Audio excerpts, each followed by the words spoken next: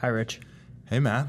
How are you? Good. How are you? I'm good, thank you. All right. Good So to see we are going to start a podcast in which we talk about a bunch of real estate stuff. Today will be more of an intro, kind of learn about us a little bit more. As you know, we planned this. Yeah, of course. I'm familiar with the premise. With the premise. But yeah, so it's just, we're going to start a whole podcast about everything real estate, not necessarily market updates, but things such as, investing in real estate, different avenues you can kind of take in real estate. I think, between the LO and the agent, we have a lot of insight about our industry, obviously. Yeah. But I think we can get two different inputs on a lot of different topics that can be very, very useful for people. Yeah, I would agree. And, the real estate side of it and investment side of it, I think, I can bring that to this whole conversation, and we can, spitball a little bit here and there. I do have to ask something, though. What's up with the eye? I know you guys can't see out there in podcast land, but for those on YouTube that will see this. Yeah, you'll see the eye. One of our fellow LOs hit me in the face with a golf ball during our golf tournament on Monday, 3 holes in. To our tournament. Are we talking like it was in the air and like you were about like 100 yards away? No, we are talking about that I was about 20 feet in front of him and he lined one directly into my face. Wow. It was. I mean, I imagine you went down. I didn't actually, believe it or not. I did walk away, and everyone asked me if I was mad. That was like that was a topic of discussion. Are you mad at me, or like how pissed were you? It's like I didn't even know how to feel because I was still wrapping the head around the fact that I just got hit in the face with the golf ball. From 20 feet away. Right. Right. So, but nothing broken? No, nothing that I know of anyway. So, I mean, I expected to have a literal golf ball in my eye, and I taught a class yesterday, and that was like the first day after I got hit. So I was nervous. I thought I was going to wake up and there was going to be a third eye, and then it was going to be a nightmare, but it was fun. Yeah. Well, you look fine. I try. A little bit of eyeshadow, makeup would probably cover it up. Little concealer. If you needed it, but you look good. Don't worry about it. I appreciate that. But what about how about this market, huh? How about the change in the market as of Monday when I got hit in the face? It's like I got hit in the face and the market changed. Well, and I mean, I think buyers and sellers alike got hit in the face as well.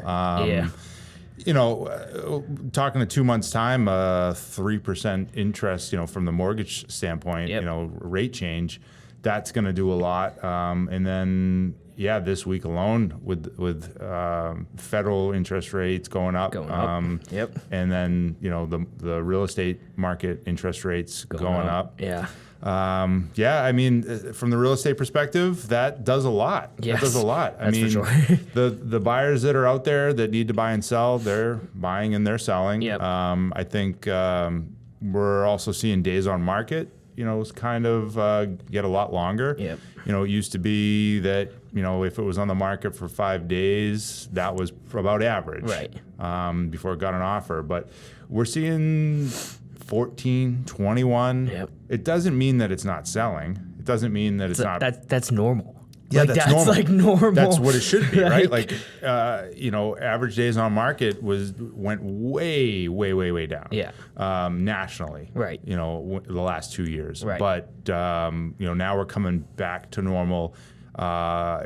Interest rates coming back to normal. Interest rates are coming back to normal. Like normal, as in like historical normals, right? These past 2 years where interest rates were 2.5% to 3%, it was too low and it was for too long, and now we have to correct it by going almost too high for too long, because that's what's gonna happen. It has to, and that's as of Monday, June 13th, I think. It was literally rated as the worst mortgage rate day in history. Because of the jump. Because of the jump.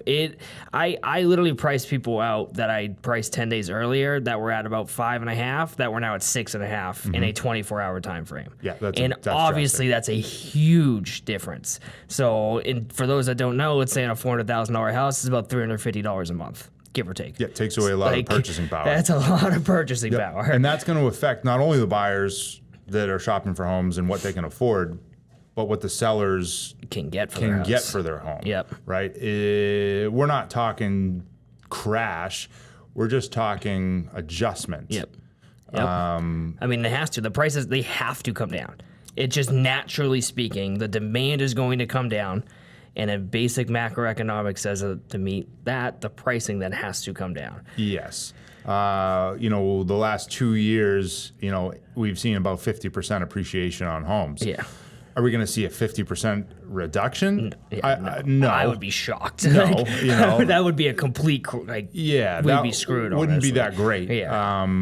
But we'll see some adjustments down. 5%. Right. We're not going to see. Yes, the rates have gone up and prices are still high, but it just matters in the amount of offers you get for the home. Yeah. The nice homes in the nice areas that are priced right are still getting 1 to 2 offers pretty quickly, within 7 days. Right. Versus the nice homes in the nice areas priced right getting 10 offers in 3 days. Right. Before the weekend. Before the open house, sight unseen. Right. That'll be the big difference. Yeah. 1 to 2 offers, 7 to maybe 14 days out from getting it listed on the market. Because buyers can be and should be more picky as to where they're spending their money. At 2%, 3%, they didn't care. Right. It was so cheap. They just wanted the house. Money was so cheap. Right. But now it's more expensive. And again, historically, it's not any more expensive than it's ever been. Right. But from where we just came from to now, it's a big difference. It's a shock, kind of, I think, even industry wide. And I kind of I'm glad we did this because I've been asking agents and no one's really been able to give me an answer. Maybe you don't know either. But do you think sellers are going to have a really difficult time adjusting, just like buyers had a really difficult time adjusting 2 years ago when they're like, I'm not going 50 grand over. That's not what the house is worth. It's like, well, it is if someone's willing to pay for it. Do you think it's going to be the same with sellers now being like, oh, I want this for the house, and you have to be like, that's not what the market's going to be, and then they're going to have a tough time being like, oh, I got to sell it for 40 grand less or 30 grand less because of what's happening. Yeah, so great question. The biggest piece of that whole puzzle is proper education in the beginning, right, before getting it listed on the market. Proper education meaning, hey, this is what's going on in the market, 6.1% interest rates.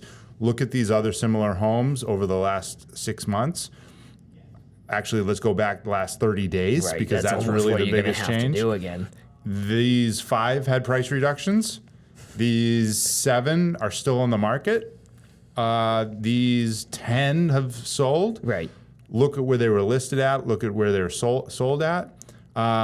Again, proper education. So if the education piece is there and agents that educate properly may lose listings. Right. They may lose those listings because it's not what the seller wants to hear. And I get that. Hear. That's okay. That's okay. Right. The pricing it right will get your home, get your home sold from a selling perspective. Right.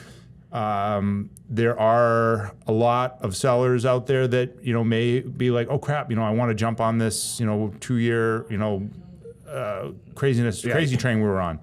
But again, the proper education, showing that, hey, this isn't that same market. Right. So yes, there will be sellers out there. So all you investors out there, watch the market. Right. Watch days on market. Watch the home's price dropping. Watch all this stuff. There are sellers that need to sell. Right.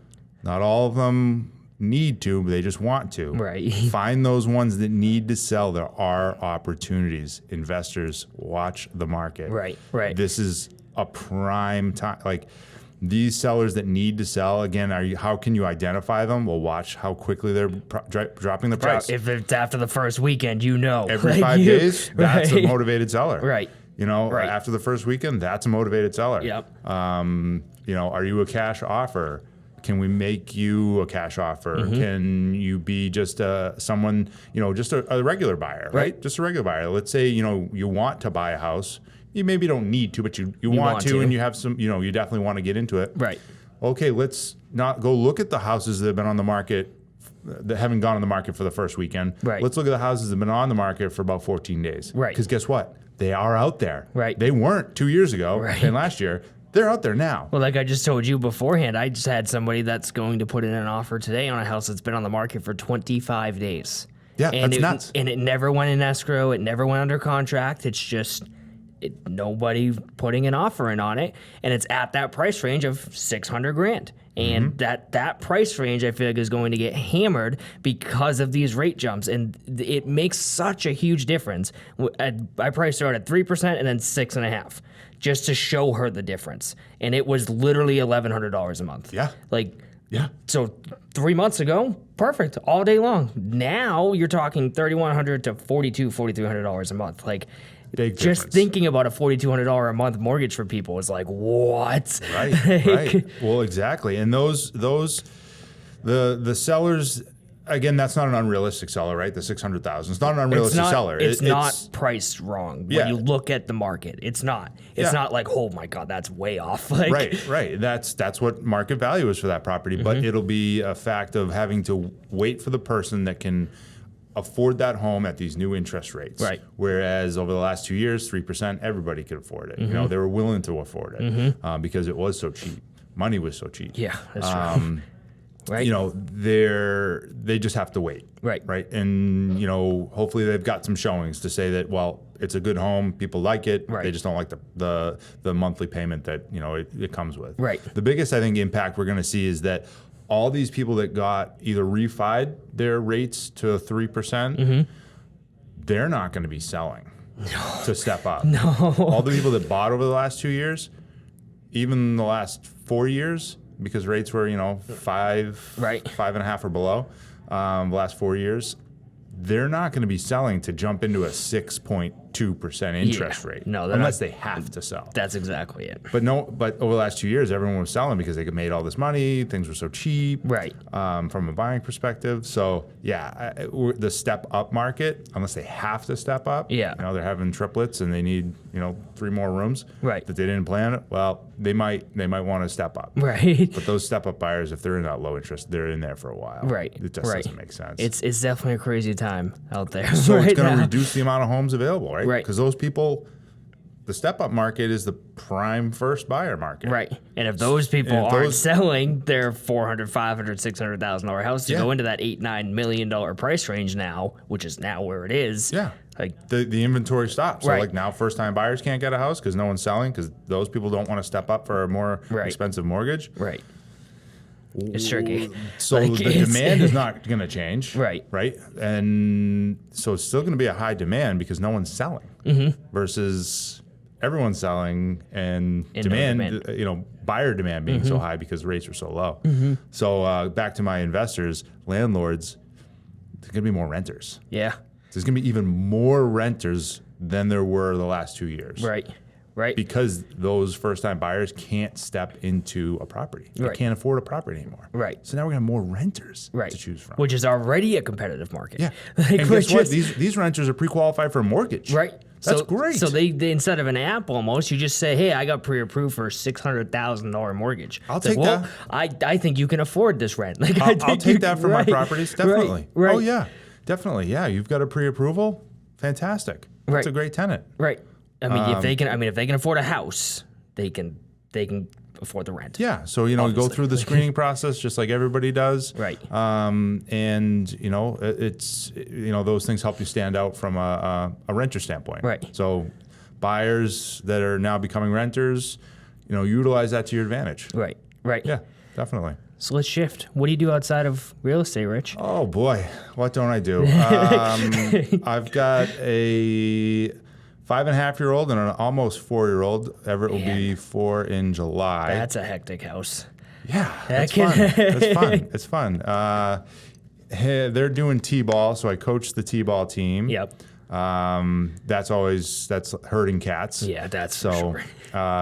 That's always interesting and exciting, and who knows what's going to happen. Right. Nora just finished dance. She had her dance recital. So that was fun. She liked that, but not enough to do it again. Yeah. She wants to do gymnastics and swimming now. Oh, wow. That's what she said. She always liked gymnastics, loves that, but she incorporated swimming this time when we asked her. So right. we're gonna shift. I guess we got to go swimming then. We'll shift, which is good. Swimming's not a bad thing. No. Not a bad thing. I swam in high school. Yeah? Yeah. That's a fact. I think it's a fact a lot of people know. Wow. I swam in high school and golfed. Those were my two sports. Okay. So what school did you go to? I went to Salem High. Salem and High. I graduated in 15. Okay. All right. Not that long ago. What? No, just a young pup. I graduated high school in 01. Man. Yeah. The old man. Yeah. Did you say, is that what you said? Old man, right? No. What was your swim? So I did the 50-meter free, 100-meter freestyle, and then 100-meter butterfly. I was a sprinter. I wasn't. You couldn't get me over 200 meters. I would pass away. Yeah. I couldn't do it. But like the sprint kind of power output stuff, I was fine. And I was also not the body type of a swimmer. I was not. I was like I was a brick in the water. You still are. It was like you see everyone lined up again, like 6 feet, like 180, lanky. But that's just the swimmer's body, and then there's me, and it's like that doesn't belong. That doesn't belong here. But what's he doing here? Right. But I enjoyed it because it kept me in shape in the winter. Yeah. I played lacrosse, didn't really take it too seriously, just again kind of get my body to move a little bit, run around. I played lacrosse in high school. It wasn't very good, but I ran a lot. Yeah. That's how I was a midi. So like I was running all over the place. But again, I used it as exercise just to keep myself moving and to do something.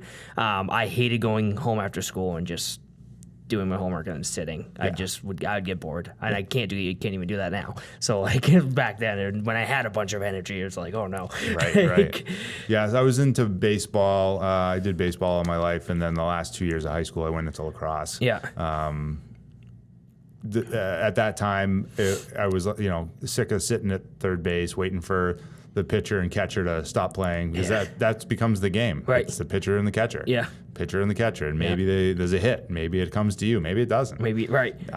But I still do play baseball now. So that's why I coach the T-ball for now. I play baseball. I'm the Chad Battle of the Badges, nice. Children's Hospital at Dartmouth. Yeah. Battle of the Badges team, Police First Fire. Oh, that's awesome. Because I'm also a firefighter in the city of Manchester. Just got off shift this morning. Came right here to do the podcast? No, I went to the office. Oh, man. I showered up, got changed at the firehouse, went to the office for 8, got some stuff printed out, went to Epping to preview a 2-family for some potential sellers. Nice. And then I came here. Then I'll go to an appraisal in Hillsborough. Look at that. I've got Wednesday is my day that I follow up with all my sellers and buyers that are in contract to check in with them, check with the progress, give them the updates. So that'll be after that this afternoon. And then if it's on, there's something else on the calendar. But if I follow the calendar, whatever it tells me. He's a busy man. Yeah. But that's good though. Like I love it when I see my calendar and it's full. I hate the days honestly where it's like I have one thing or it's like completely empty. Yeah. I almost kick myself because I'm like, why didn't I put something here? Like, why am I not filling my day with something? You feel like time's wasted. Yeah, exactly. Yeah. Exactly. Yeah. And even if you're following up with buyers or you're doing some prospecting, like that's grunt work that you do have to do. Yeah. But there's something about setting meetings or actually having pre-approval calls, having update calls to where it's like, okay, we're getting somewhere here. Yeah. We're moving along in the right direction for these buyers, these sellers. Yeah. Exactly.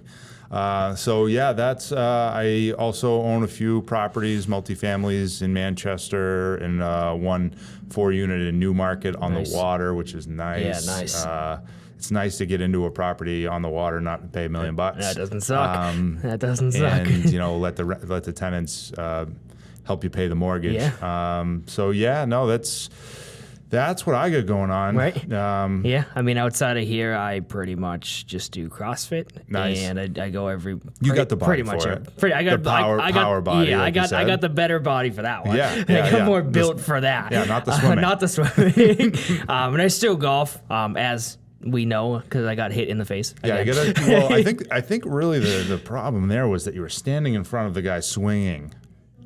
If you saw how far away I actually was from him, I think you would be surprised. We should get Jason in here. So it was Jason. Bad slice. Didn't mean to drop that one. No, drop it. Was it a bad slice? No, he just pulled it. He just pulled it into my face, and it was. All right, I'll give you that. Yeah, it was. I was. He felt bad. It was fun. Everything's fun. But I still golf after. That to me, it's like therapeutic. Honestly, like just going out. Even sometimes I go out after work, and you just kind of like get the twilight. You just get the twilight hours in, and you go with a couple coworkers here, and you just walk, and it's like, okay, like we're all kind of decompressing from the day. Obviously, still if people need us, we're answering, but it's more like, okay, like. We're not just sitting in the office. We're out kind of, doing what we want to be doing. Yeah, and not that we don't want phone, to do this. doing a little business networking with them, with everybody in the office. Right, and, right. And I mean, golf's obviously a great networking event anyway, right? No matter what country club you go to, whether it's as prestigious as Manchester Country Club or your public course down the road, it's people that golf generally are people you want to network with, especially in this business. They're people that know people. So if you can just like get known somewhere, it's like it's perfect. Exactly. Great advice for the aspiring, real estate agent, loan officer to really get out there. That's good advice. Get out there and find some people and do some things you have common ground with. Yeah. Right. And I know help your business. And I know that's one of the things we talked about this morning in the meeting was, I live in Salem my whole life. I just bought a house in Salem, so I'm going to try to be the person in Salem. Yeah. I'm going to try to beat Mike in Salem. Yeah. Put that out there. Bye-bye, Mike. But it's just, it's being part of the Chamber of Commerce, being part of these communities in this community itself and having everyone know you. And even maybe they don't go through you for a mortgage, but they know you and they know your name. And when they, they see something out there from you, it's not like, oh, I've never seen that person before. That's the last thing you want in our business is to be like, who's that? And they like, if you're in Manchester, if you're trying to take over the Manchester market, you want everyone in Manchester to know you. Like I want everyone in Salem to know what I do. And you've been here and you've got, roots here and you established that, you want the community to do better because it's a community that you live in. Right. You want all part of the chamber because you want to see success. Right. Success is happening. Right. So and people will see that and it'll come off in a good manner. It'll resonate. Yeah. Exactly. And I know too. Just like luckily, CrossFit is kind of it's a whole community. Yeah. Oh, right? Yeah. It's like you do CrossFit, you get a good workout in, but the people are kind of really what makes it. Mm-hmm. And the community there is what makes it. And the community at CrossFit Free actually helped me kind of build this because my first few refinances were through there, and then they told people about me, and then I got business from them who then told people about me. Well, that's how I met you. Through Krista, actually, right? Exactly. So like all of it kind of stems from CrossFit, which I'm very, very grateful for, and that's the advice that I give to every agent in LO is find something that you can resonate with people with, or find a community that you can resonate with people, and like network and build in that community. Well, and it's helpful that you're a great person. Oh, I appreciate that. You're a great person. That always helps. And like I was gonna spend. One of my first loans too. I went to a CrossFit competition because I still thought I could compete and do this at the same time. False. Not happening. That's not happening, especially if you want to do well here. Get back to work. Right. But I literally named my team something about refinancing. There was an agent at the competition that also did CrossFit. We connected, got a purchase out of it. Awesome. So it's like you just build in that community, whether it's the firefighter community, the Chamber of Commerce, the Boys and Girls Club, anything. Just find anything and go out and network. Exactly. And you're making all these connections through CrossFit.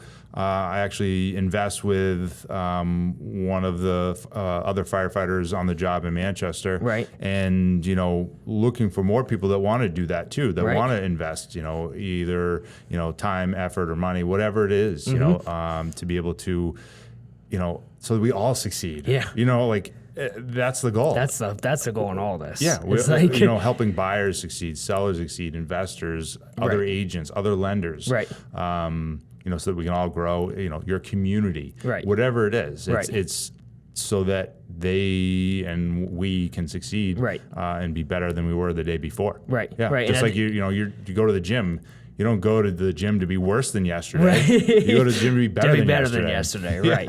Right. And I think that's the thing that I found out with CrossFit when I did it competitively was I fell in love with the competition. The competition's great, right? But the competition is twice a year or 3 times a year. You need to love the daily things that you do, right? And that's where this, like, the commission's great, but you need to have a purpose as to why you're still doing this, because if all you're worried about is the commission, then there's never going to be enough commission. And I learned that the hard way, because I fell in love with it, and then when you're new, it was never enough. And I was like, okay, I need to, like, really, why am I doing this? And then the whole, building my community and realizing, hey, I've lived in Salem my whole life. I want to help people get into Salem and build Salem better and be part of that. And this is an avenue that I'm grateful that you get to do that. We're salespeople, and we get to make our own hours, and we get to network for a living. It's an amazing job. Make your own hours is sometimes loosely, a little bit loosely put. Yeah. Everyone's like, oh, I want to do this. I can work 2 hours today. Yeah, that's not the way it works. Right. I was up until about 10:15 working a transaction for a 2-unit in Portland, Maine, and that has since fallen apart. But working on that all day long up until 10:15, 10:20 at night, and to get it under contract, and loosely, I might take an hour or two the next day and just do something that I missed out on the day before, like when my kids come home, like, all right, hour or two just shutting it off, right? Because you gotta be around them. It doesn't matter, everything you've built around you if the foundation is crumbled. Right, and it's true. You still do have to make that time to be present with family, friends, and it's tough. I have a really hard time shutting off, like a very, very difficult time, to the point where my fiance calls me out on it. But it's just, I want to do as well as possible. But, I also have to understand that, I want to do as well as possible so we can have a life that, is easy, and we don't have to stress about anything, but there's no we if I'm not. And you're putting in that work, not only for yourself and your family, but for the clients. Right. For your buyers, for your sellers, whatever it is. Right. It's again, that goes back to the whole thing. You're helping, them get into the community, the house, whatever it is. Right. Exactly. Yeah. So, I think this was awesome. I'm very happy with our first episode here. Yeah, what are we going to call this thing? I know. Anybody got any we got to advice? figure out. This is another podcast TBD right now. Yeah, we're going to figure out what we're going to call it. Maybe that's what it's called, TBD.